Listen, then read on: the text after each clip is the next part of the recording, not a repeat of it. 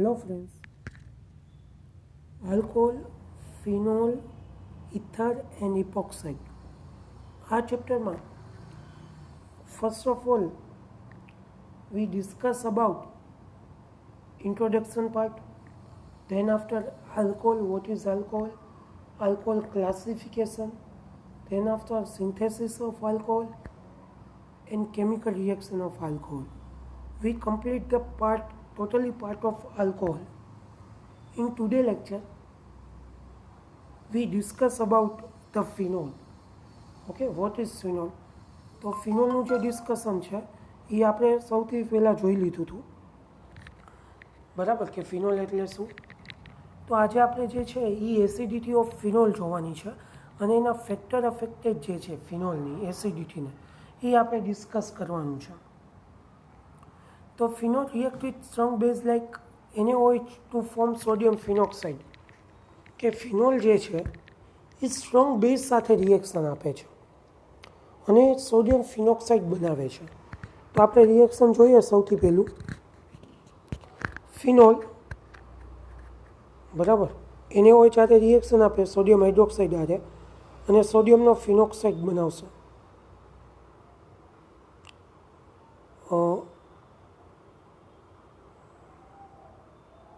મારે ભૂલ થઈ ગઈ છે લખવામાં, તમે તમારી રીતે જરાક સુધારી લેજો ને. અહીંયા જે OH કરેલો છે અહીંયા OH નહીં આવે, ત્યાં ON કરી નાખજો, બરાબર, એટલે સોડિયમનો ફિનોક્સાઇડ થઈ જાય. એટલે રિએક્શન કઈ રીતે થશે? Na ઉપર પ્લસ ચાર્જ, OH ઉપર માઇનસ ચાર્જ, અહીંયા OHનો બંધ તૂટશે, O ઉપર માઇનસ ચાર્જ, H ઉપર પ્લસ ચાર્જ, એટલે H જે છે એ OH આરે જોડાઈ જશે અને Na જે છે એ O આરે જોડાઈ જશે. એટલે ફિનોલ ઉપર શું બનશે? ONA અને OH માઇનસ આરે H જોડાઈને H2O બનાવશે, જે અહીંયા છૂટું પડશે. તો આ રીતે આખું રિએક્શન થશે, બરાબર, કે સોડિયમનો ફિનોક્સાઇડ કઈ રીતે બને છે. ઓકે, તો અહીંયા સોડિયમનો ફિનોક્સાઇડ બની ગયો. ત્યાર પછી બીજું રિએક્શન કે phenol does not react with weak base like sodium bicarbonate. NaHCO3 ને સોડિયમ બાયકાર્બોનેટ કહેવાય, બરાબર. સોડિયમ બાયકાર્બોનેટ હારે ફિનોલ જે છે એ રિએક્શન આપતું નથી. એ ફક્ત ને ફક્ત સ્ટ્રોંગ બેઝ હારે રિએક્શન આપશે, જેવા કે NaOH. NaHCO3 વીક બેઝ હારે રિએક્શન આપશે નહીં.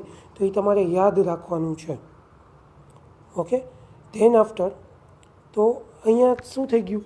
તો કે એ એસિડ તરીકે વર્તે છે ફિનોલ, બરાબર. સ્ટ્રોંગ બેઝ હારે રિએક્શન આપે છે, ઇટ મીન્સ કે એ કંઈક એસિડિક કમ્પાઉન્ડ છે, બરાબર. તો એ જે ફિનોલિક છે, OH સમૂહ જે છે એ એસિડિક છે. ઓકે, તો એ આ રિએક્શન ઉપરથી આપણને ખ્યાલ આવે. હવે ફેક્ટર અફેક્ટિંગ, કે આ એની એસિડિટી જે છે એમાં કયા કયા ફેક્ટર અફેક્ટ કરે છે, કયા કયા કારણોને લીધે એની એસિડિટીમાં ફેરફાર થાય છે. તો એનું પહેલું reason, acidity of phenol depend on the stability of phenoxide ion it produces, કે હવે જે ફિનોક્સાઇડ આયન જે બને છે એની સ્ટેબિલિટી ઉપર ટૂંકમાં ડિપેન્ડ કરે છે. ત્યાર પછી બીજો પોઈન્ટ, એની ઇલેક્ટ્રોન રિલીઝિંગ ગ્રુપ, બરાબર. ઇલેક્ટ્રોન જે છે એ રિલીઝ કરતા હોય એવા જે સબસ્ટિટ્યુએન્ટ છે એ છે એ પંપ ઇલેક્ટ્રોનને કરે in the benzene ring. Benzene રિંગમાં પંપ કરશે ઇલેક્ટ્રોનને, બરાબર, ને ઇન્ટેન્સિફાઈ કરશે the negative charge of the phenoxide ion, કે ONA ઉપર જે નેગેટિવ ચાર્જ છે એને ઇન્ટેન્સિફાઈ કરશે.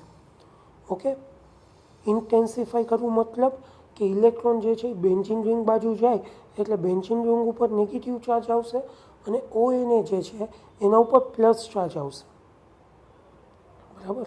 તો આ રીતે ફિનોક્સાઇડ આયન જે છે એને એ અફેક્ટ કરે છે, બરાબર.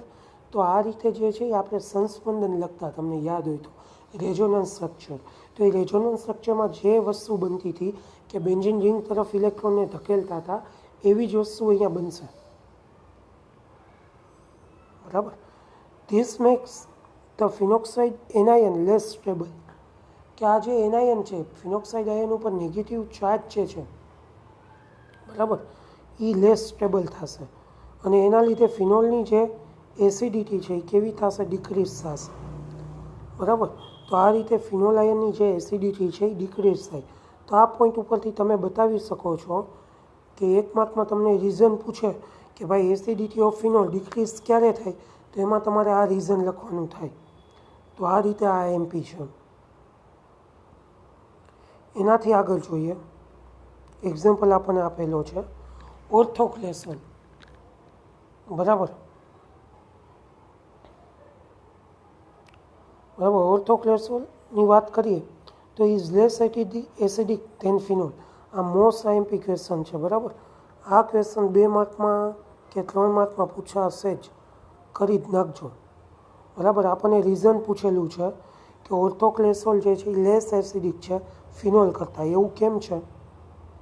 તો આપણે જોઈએ, ઇલેક્ટ્રોન રિલીઝિંગ ગ્રુપ એટલે CH3, NO2 એટલે ઇલેક્ટ્રોન વિથડ્રોઈંગ ગ્રુપ, બરાબર. NO2 જે છે એ ઇલેક્ટ્રોન વિથડ્રોઈંગ ગ્રુપ છે અને CH3 જે છે ઇલેક્ટ્રોન રિલીઝિંગ ગ્રુપ છે.